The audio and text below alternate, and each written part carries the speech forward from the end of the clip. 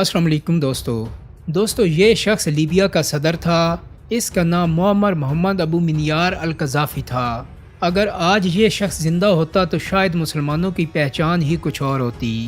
اس نے 1969 سے لے کر 2011 تک لیبیا میں حکومت کی اور 20 اکتوبر 2011 میں اسے امریکہ نے 5th جنریشن وار کا ہتھیار استعمال کر کے مروا دیا۔ لیکن کیوں مروایا؟ دوستو اس کی بہت سی وجوہات ہیں جن کے بارے میں آج ہم آپ کو اس ویڈیو میں بتائیں گے۔ لیکن سب سے پہلے ہم آپ کو ان قوانین کے بارے میں بتائیں گے جو معمر قذافی نے اپنی حکومت میں قائم کیے تھے۔ دوستو لیبیا میں بجلی مفت تھی۔ پورے لیبیا میں کہیں بجلی کا بل نہیں بھیجا جاتا تھا۔ سود پر قرض نہیں دیا جاتا تھا۔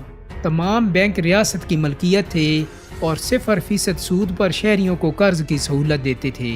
اپنا گھر لیبیا میں انسان کا بنیادی حق سمجھا جاتا تھا اور اس کے لیے حکومت شہریوں کو مکمل مالی مدد فراہم کرتی تھی۔ تمام نئے شادی شدہ جوڑوں کو اپنا نیا گھر بنانے کی مد میں حکومت $50,000 مفت فراہم کرتی تھی۔ پڑھائی اور علاج کی سہولتیں لیبیا کے تمام شہریوں کو بنا پیسوں کے حاصل تھیں۔ قذافی سے پہلے 25% لوگ پڑھے لکھے تھے جبکہ آج 83% لوگ تعلیم کے زیور سے آراستہ ہیں۔ کسانوں کو زرعی آلات، بیج اور زرعی زمین مفت میں فراہم کی جاتی تھی۔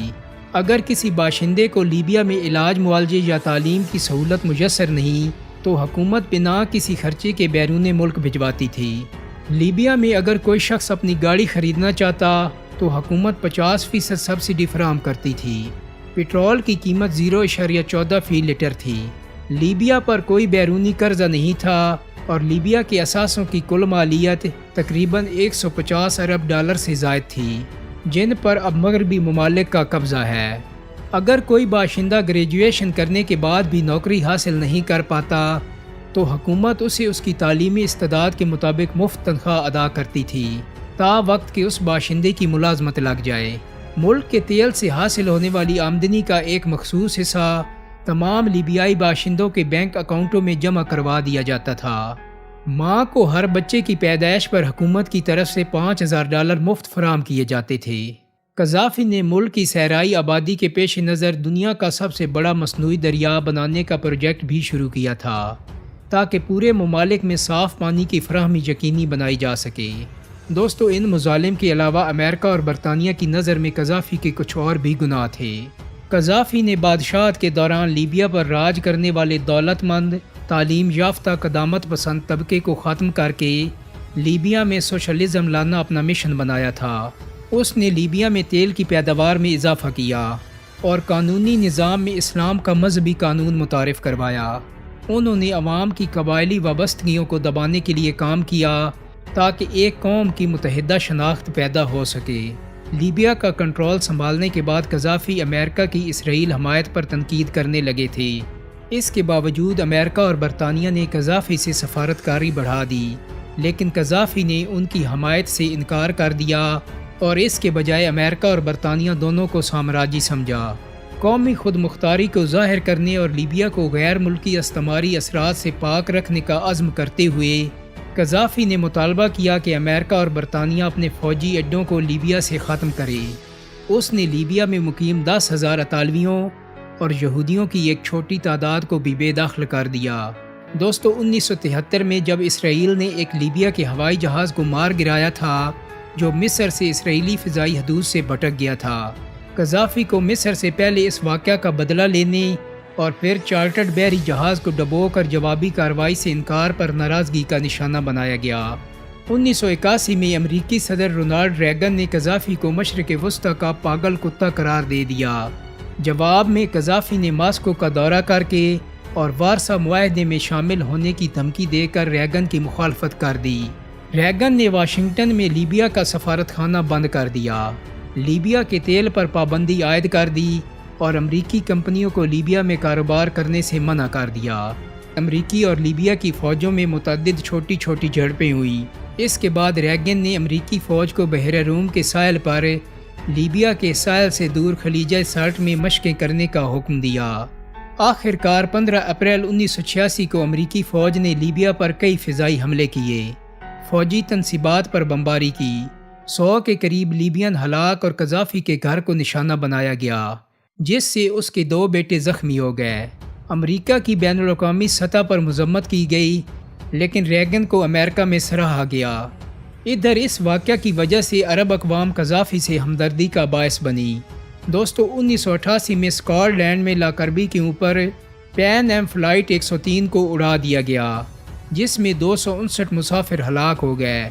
برطانوی تفتیش کاروں نے 2 لیبیائی باشندوں کو مشتبہ افراد کے طور پر شناخت کیا اور مطالبہ کیا کہ لیبیا ان کو برطانیہ کے حوالے کر دے۔ قذافی نے انکار کر دیا، جس کی وجہ سے اقوام متحدہ نے لیبیا کے خلاف معاشی پابندیاں عائد کر دیں، جس سے لیبیا کی معیشت کو شدید نقصان پہنچا۔ افریقی ریاستوں کی متعدد ریاستوں نے اقوام متحدہ کی پابندیوں کی مخالفت کی، جو بالآخر 1998 میں اس وقت ختم کر دی گئیں جب قذافی نے جنوبی افریقہ کے صدر نیلسن منڈیلا کو ہالینڈ میں بم دھماکے کے ملزمان کی حوالگی کی نگرانی کی اجازت دینے پر اتفاق کیا۔ 2000 کی دہائی کے اوائل میں قذافی نرم پڑتے نظر آئے۔ افریقہ کی اقوام کو متحد کرنے میں ان کی دلچسپی بڑھتی گئی۔ دوستو قذافی افریقی یونین کے لیے چیمپئن بن گئے اور انہوں نے افریقی براعظم کے لیے ایک ہی کرنسی، ایک ہی فوج اور ایک ہی پاسپورٹ کی تجویز پیش کی۔ لیبیا نے دونوں ممالک کے مابین تعلقات معمول پر لانے کے لیے بھی برطانویوں کے ساتھ بات چیت کا آغاز کیا، اور بعد میں عراق جنگ سے متاثر ہو کر انہوں نے لیبیا کی کیمیائی اور جوہری ہتھیاروں کے پروگراموں کو منسوخ کر دیا تھا۔ اس سے امریکہ لیبیا کو دہشت گردی سے متعلق ریاستی سرپرستوں کی فہرست سے نکالنے پر مجبور ہو گیا جب ایک معتدل مزاج قذافی سامنے آیا، لیکن وہ امریکی اتحادی نہیں بن سکا تھا۔ مغرب کے ساتھ بہتر تعلقات کے باوجود قذافی نے اپنے مغربی مخالف بیانات کو جاری رکھا۔ افریقہ اور لاطینی امریکہ میں سامراجیوں کو در اندازی سے روکنے کے عزم میں وینزویلا کے صدر ہیوگو شاویز کے ساتھ شامل ہونا، نیٹو کا مقابلہ کرنے کے لیے جنوبی بحیرہ اوقیانوس کے معاہدے کی تنظیم کے قیام کی تجویز، نیو یارک میں اقوام متحدہ کی جنرل اسمبلی سے پہلی بار خطاب کرتے ہوئے مغربی جارحیت کی مذمت کے لیے اپنی تقریر کا استعمال۔ دوستو یہ سب معمر قذافی کے مظالم کی تفصیل تھی، لیکن اس کے 3 بہت بڑے گناہ جو کہ اس کی شہادت کے سبب بنے وہ یہ تھے۔ پہلا یہ کہ پاکستان کو ایٹمی پروگرام کے لیے $100 ملین کی رقم اس وقت فراہم کی جب پاکستان پر ہر طرح کی پابندیاں تھیں۔ اسی رقم سے پاکستان نے اپنا ایٹمی پروگرام شروع کیا تھا۔ دوسرا، اس نے ہمیشہ مسلمان ممالک کو اکٹھا کر کے ان کا ایک بلاک بنانے کی کوشش کی، کبھی افریقی ممالک کا بلاک، کبھی عرب ممالک کا، لیکن ہمارے مسلمان ممالک نے قذافی کی بات کبھی نہیں مانی اور آپس میں ہی لڑنے مرنے پر متفق رہے۔ دوستو تیسری چیز میں تو اس نے حد ہی کر دی تھی جب اس نے سونے اور چاندی کے سکوں میں لین دین کرنے کا فیصلہ کیا اور اعلان کیا کہ پیپر کرنسی جعلی کرنسی ہے۔ قذافی کے ان گناہوں کی بدولت ہی امریکہ نے قذافی کو شہید کروا دیا تاکہ لیبیا کے عوام کو ایک ظالم ڈکٹیٹر سے نجات دلائی جا سکے۔ دوستو اگر آج کے لیبیا کو دیکھیں تو ہر طرف افراتفری ہے۔ پورا ملک پچھلے 10 سالوں سے شدید خانہ جنگی کا شکار ہے۔ عوام غربت اور بے روزگاری کی چکی میں پس رہے ہیں۔ تیل کی آمدنی آدھے سے بھی کم رہ گئی ہے۔ لیبیا کی کرنسی شدید تنزلی کا شکار ہے۔ بیرونی سرمایہ کاری بالکل ختم ہو چکی ہے۔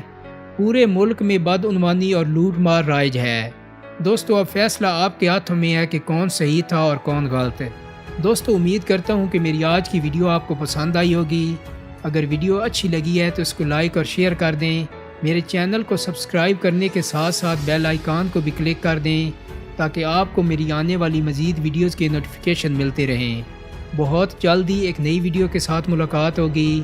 اپنا بہت سارا خیال رکھیے گا۔ اللہ حافظ۔